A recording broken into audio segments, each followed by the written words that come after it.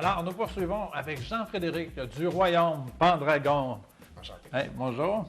Alors, mais j'aimerais ça, moi, je suis vraiment curieux de savoir c'est quoi au juste le Royaume Pendragon. Ben, le Royaume Pendragon, c'est un grandeur nature médiéval. Un grandeur nature médiéval, c'est une activité, dans le fond, nous, Pendragon, on est spécialisé pour les 13-17 ans. C'est une activité où est-ce qu'on part à une fin de semaine ou une soirée, si c'est l'hiver, dépendant de l'été, et puis qu'on va incarner des personnages, on va jouer des rôles, on donne des quêtes aux jeunes qui puissent, durant cette fin de semaine-là, dans le fond, se défouler, faire des combats d'épée de mousse, faire de la stratégie, de la magie, c'est du fantastique en fait. Ils peuvent se déguiser, se maquiller pour vraiment pouvoir incarner leur personnage.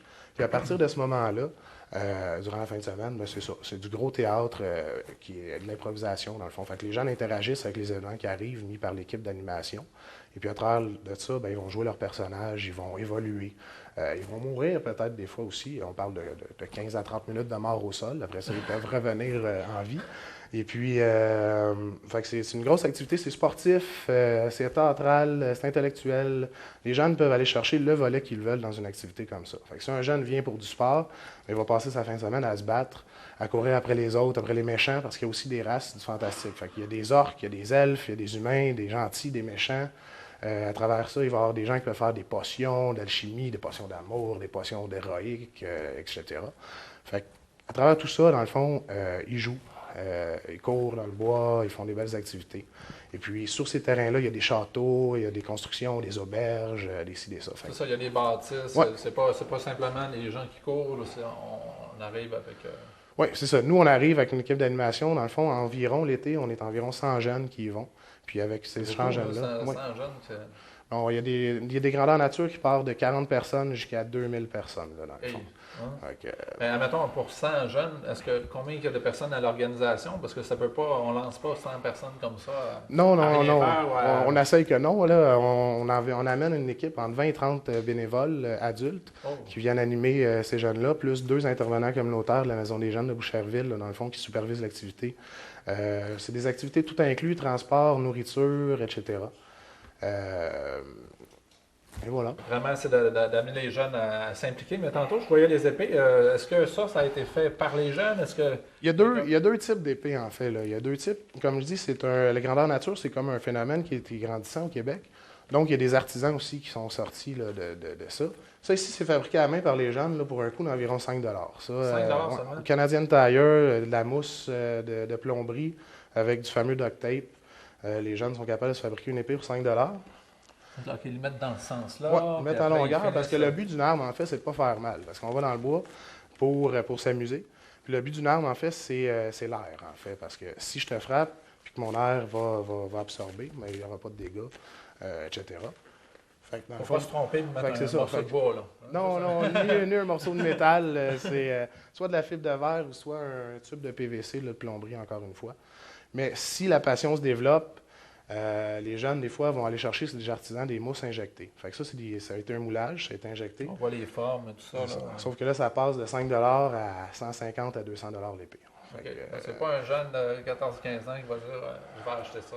Ben, ça fait des beaux cadeaux de Noël. Ça fait des beaux cadeaux de Noël, ça fait des beaux cadeaux de fête. Mais on conseille que quand la passion s'est développée, là, on peut aller chercher des morceaux de costumes, etc., qui vont coûter un peu plus cher. Mais sinon, c'est de la débrouillardise là, de A à Z. Une mère qui sait coudre un peu, ça peut beaucoup aider pour les premiers costumes, etc. Mais Pendragon, nous, on est spécialisé pour la 13-17, c'est une initiation. Fait qu'on ne demandera pas aux jeunes d'arriver avec un costume à 1 000 à 2 000 On va plus demander la débrouillardise, le maquillage, etc. pour incarner ces personnages. Comme ça, il va pouvoir venir à un coût modique, il va pouvoir se faire un costume pour environ 10 à 15 au Village des Valeurs aussi, au ça. Tout simplement. On se maquille, il y a des comme mes orques, là, quand ils sont sur le terrain, ils sont verts de A à Z, avec de la fourrure. Des fois, ils vont se mettre des prothèses, des grosses dents qui sortent. Ça fait travailler, on peut essayer. J'ai des amateurs qui ont développé, dans le fond, des goûts pour travailler le cuir, le latex, etc., qui essayent, ils travaillent, tout ça. Puis ils se donnent des conseils entre eux. C'est une passion qui se développe. Ça fait des amis entre eux, etc., qui s'en parlent, puis se regroupent pour essayer des trucs du genre, etc. Et on peut s'inscrire avec la Maison des jeunes? Oui. Pendragon, c'est la Maison des jeunes de Boucherville. Vous pouvez soit aller sur le site Internet de Pendragon, qui est au www.royaumependragon.qc.ca, ou directement avec la Maison des jeunes de Boucherville, que vous allez trouver facilement, soit par Internet ou par le bottin téléphonique, tout simplement. Je pense que tu en as souligné un peu là, sur ça, là, mais l'hiver, c'est possible aussi. Oui, on offre 4 scénarios d'été. Fait que 4 fins de semaine durant l'été, on part dans le bois avec les jeunes.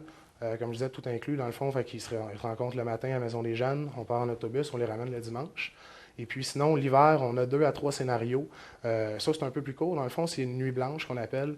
Fait que les jeunes arrivent pour 7 heures le soir. On les fait jouer toute la nuit, puis on les libère le lendemain matin, 7 heures. OK, ouais. C'est pas juste dans la journée. Là, non, on parle toute la journée. Oui, on exploite toute la journée. Puis vu qu'il fait froid, puis c'est des ados, c'est un live intérieur. Fait qu'on a accès au centre multifonctionnel de Boucherville.